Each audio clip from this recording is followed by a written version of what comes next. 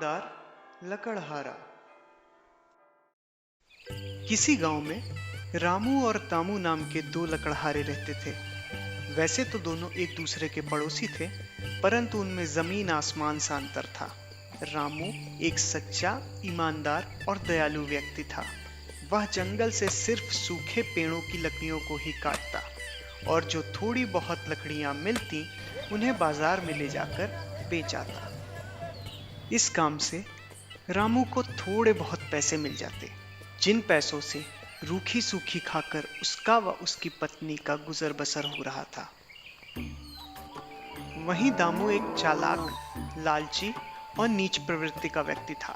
अपने फायदे के लिए वह किसी को नुकसान पहुंचाने से भी पीछे नहीं हटता था। दामू को जब जंगल में सूखे पेड़ न मिलते तो वह हरे पेड़ों को ही काट देता और उनकी लकड़ियों को बाजार ले जाकर भोले भाले लोगों को सूखी लकड़ियां बताकर बेच देता। इन सब कारणों से दामू का जीवन बड़े आराम से बीत रहा था। उसके पास धन धान्य की कोई कमी न थी। और तो और दामू अक्सर रामू को सलाह देता। रामू भाई, मेरी मानो तो हरे पेड़ों को काटना शुरू कर दो, वरना ऐसे ही सूखे पेड़ों के पीछे पड़े रहे तो वो दिन दूर नहीं जब तुम और तुम्हारे परिवार की भूखों मरने की नौबत आ जाएगी। हाँ। इस पर रामू कहता, नहीं दामू भैया, पेड़ों में भी जीवन होता है और हरे पेड़ को काटकर मैं किसी की हत्या करने जैसा पाप नहीं कर सकता। यह सुनकर दामू हंसता हुआ वहां से चला जाता। रामू का जीवन बहुत ही तकलीफों से गुजर रहा था। कई बार तो उनके घर पेट भरने को अनाज तक ना होता। एक बार बारिश के कारण रामू को बहुत कम सूखी लकड़ियां मिली, जिसके कारण उसे कुछ ही पैसे मिल पाए। उन पैसों को देखकर रामू की पत्नी ने उससे कहा, सुनो जी, ऐसे ही चलता रहा तो गुजर बसर कैसे होगी? क्या करें भाग्यवान, बारिश के कारण जंगल में सूखी लकड़ियां बहुत कम हो गई हैं। जो मिलती हैं उन्हें बेचकर इतने ही पैसे मिले, किसी तरह इन्हीं से काम चलाओ। तो आप भी दामू की तरह हरे पेड़ों को काटकर क्यों नहीं बेचते? किसी को क्या पता चलेगा कि लकड़ियां सूखी हुई हैं या हरे पेड़ों की हैं? अरे कैसी बातें कर रही हो, हरे वृक्ष में वन देवी का वास होता है। उन्हें काटना मतलब देवी का अपमान, बहुत पाप लगेगा और जो रूखा सूखा मिलता है वो भी हाथ से चला जाएगा। हाँ, तो वन देवी का सम्मान करके कौन सा छप्पन भोगों का लुत्फ उठा रहे हैं? नसीब तो देखिए अपना, भरपेट भोजन तक नसीब नहीं हो रहा है। नहीं, ये गलत है और इस बात पर अब मैं और बहस नहीं करना चाहता। ऐसा कहकर रामू वहां से चला गया। एक दिन रोज की तरह रामू जंगल में लकड़ियां काटने जा रहा था। तभी तालाब के किनारे एक सूखे बड़े वृक्ष को देखकर रामू ने सोचा कि आज के लिए यह वृक्ष बहुत अच्छा है। यह सूखा भी है और इससे लकड़ियां भी अधिक मिलेंगी। यही सोचकर रामू उस पेड़ को काटने लगा। अचानक से उसकी कुल्हाड़ी उसके हाथ से फिसलकर पास वाले तालाब में जा गिरी। रामू के पास यही एक कुल्हाड़ी थी जो उसके जीवन यापन का साधन थी।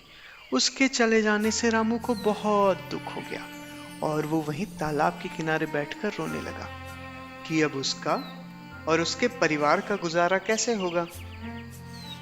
उस पास वाले तालाब में एक परी रहती थी। रामू के रोने की आवाज सुनकर उस परी को रामू पर दया आ गई और वो तालाब से बाहर आकर रामू से बोली, सुनो लकड़हारे, मैं इस तालाब की परी हूँ। तुम्हारी रोने की आवाज़ सुनी तो देखने चली आई, पर तुम क्यों रो रहे हो? क्या तुम्हारे साथ कुछ बुरा हुआ है या फिर किसी चाहने वाले की मृत्यु हो गई है? इस पर रामू ने कहा, परी जी, मैं एक लकड़हारा हूँ। अपना जीवन यापन करने के लिए मेरे पास बस एक कुल्हाड़ी ही थी, जिससे मैं सूखे वृक्षों को काटकर उनकी लकड़ियां बाजार में बेचता था। आज वह भी मेरे हाथों से छूटकर तालाब में जा गिरी। अब मेरे परिवार का पालन पोषण कैसे होगा, यही सोच के मैं रो रहा हूँ। रो मत, तालाब में खोई हुई कुल्हाड़ी खोजने में मैं तुम्हारी सहायता करूँगी। मैं अभी लेकर आती हूँ।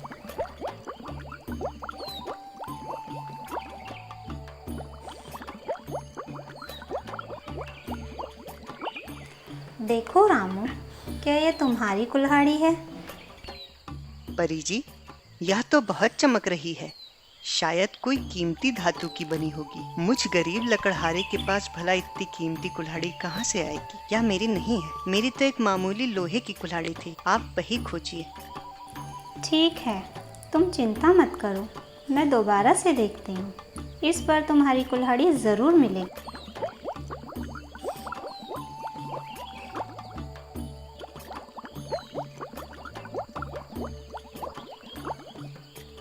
देखो रामू, क्या ये तुम्हारी कुल्हाड़ी है? यह तो चांदनी के समान सफेद है, जरूर चांदी की बनी होगी। मैं एक गरीब लकड़हारा भला इतनी कीमती कुल्हाड़ी कहाँ से लाऊंगा? यह बिल्कुल मेरी नहीं है। मेरी तो एक मामूली लोहे की कुल्हाड़ी थी, जो शायद आपको भी नहीं मिल रही है। मेरी किस्मत ही खराब है शायद। निराश मत हो रामू, मुझे एक बार और कोशिश करने दो।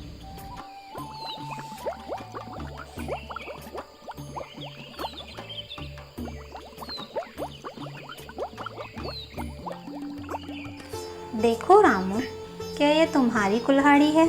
जी परी जी, यही मेरी कुल्हाड़ी है। आपका बहुत बहुत धन्यवाद। मेरी कुल्हाड़ी खोज के लाने के लिए बहुत बहुत धन्यवाद। रामू की यह बात सुनकर परी बहुत खुश हुई और बोली, रामू, तुम न सिर्फ एक अच्छे और नेक दिल इंसान हो, बल्कि ईमानदार भी हो। मैं ही वन देवी हूँ और तुम्हारी ईमानदारी की परीक्षा ले रही थी और तुम उसमें खरे उतरे। अब ये तीनों कुल्हाड़ियाँ तुम रखो, यह तुम्हारी ईमानदारी का इनाम है। रामू को तीनों कुल्हाड़ियां देकर वन देवी गायब हो गई और रामू खुशी खुशी अपने घर की ओर चल पड़ा। जल्द ही रामू की आर्थिक स्थिति में सुधार आने लगा। उसने लकड़ियां काटना छोड़कर पशुपालन का कार्य शुरू कर दिया और उनसे मिलने वाले दूध और उपलों का व्यापार करने लगा। रामू की आर्थिक स्थिति में सुधार आता देख दामू को बहुत ईर्ष्या होने लगी और उसने इस बात का पता लगाने के उद्देश्य से रामू के पास जाकर उससे पूछा, अरे रामू भाई, जहाँ तुम्हारे पास खाने तक को पैसे ना थे, वहीं आज तुम पशु पाल रहे हो और व्यापार भी कर रहे हो। आखिर कैसे भाई, कैसे? रामू ने अपने भोलेपन में उसे परी और तालाब वाली पूरी बात बता दी। इस पर दामू ने सोचा कि अगर वह भी परी के पास जाकर ऐसे ही रोएगा तो उसे भी 2 कीमती कुल्हाड़ियां जरूर मिलेंगी। यह सोचकर दामू मन ही मन खुश होता वहां से चला गया। अगले दिन दामू ने जंगल में पहुंचकर उसी तालाब के पास वही सूखा हुआ पेड़ काटना शुरू कर दिया और थोड़ी देर बाद जानबूझकर अपनी कुल्हाड़ी तालाब में उछाल दी और फिर तालाब के किनारे बैठकर जोर जोर से रोने लगा। दामू के रोने की कर्कश आवाज सुनकर तालाब में रहने वाली परी बाहर आके उससे बोली, क्या हुआ? तुम क्यों रो रहे हो लकड़हारे? दामू ने रामू की कही हुई बात ही दोहरा दी। परी जी, मैं एक गरीब लकड़हारा हूँ, मेरा नाम दामू है। मेरे पास एक कुल्हाड़ी थी जिससे मैं सूखे वृक्षों को काट कर उनकी लकड़ियाँ बाजार में बेचता था। आज वो भी मेरे हाथों से छूटकर तालाब में जा गिरी। अब मेरा और मेरे परिवार का पालन पोषण कैसे होगा, यही सोच के मैं रो रहा हूँ। रो मत दामू, मैं अभी तुम्हारी कुल्हाड़ी लेकर आती हूँ।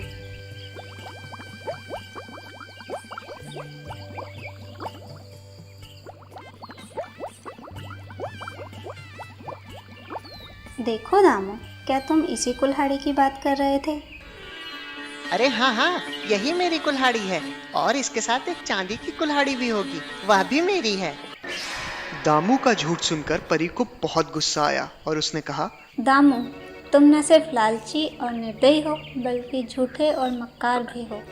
इससे पहले कि मैं तुम्हें श्राप देकर एक सूखे पेड़ में बदल दूं, चले जाओ यहाँ से और कभी जंगल में घुसने की कोशिश मत करना, नहीं तो मैं तुम्हें सूखे पेड़ में बदल दूंगी। दामू यह सुनकर डर से थर-थर कांपने लगा और तुरंत वहां से ऐसा भागा कि सीधे आकर अपने घर पे रुका। लालच के कारण न सिर्फ उसकी कुल्हाड़ी गई, बल्कि उसकी आमदनी का साधन भी चला गया। वन देवी के श्राप के डर से अब वह चाह कर भी जंगल में लकड़ियां काटने नहीं जा सकता था। तो बच्चों, देखा आपने, कैसे एक लालची मक्कार लकड़हारे को उसकी करनी का सबक मिला। हम वापस लौटेंगे एक नई कहानी के साथ इसी चैनल पे। तब तक आप लाइक करिए, शेयर करिए और हाँ, सब्सक्राइब बटन को दबाना मत भूलिएगा। सब्सक्राइब बटन के साथ ही प्रेस करिएगा बेल आइकन को, ताकि आपको मिलते रहे हमारे चैनल के लेटेस्ट अपडेट्स।